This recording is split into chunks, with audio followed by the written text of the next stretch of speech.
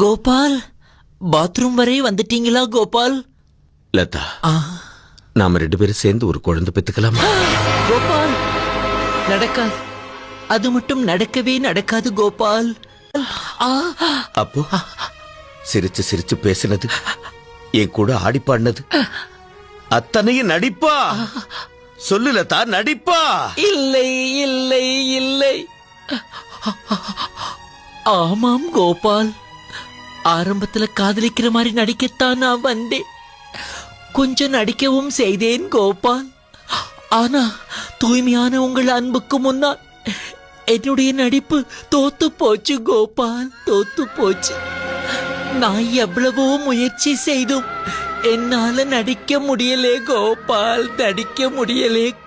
இப்பவும் நான் சொல்றேன் கோபால், என் உள்ளத்திலே அவரை தவிர வேறு யாருக்கும் இடமில்லை. நீங்க வாங்கி தருகிற வீடுகள், பொருட்கள்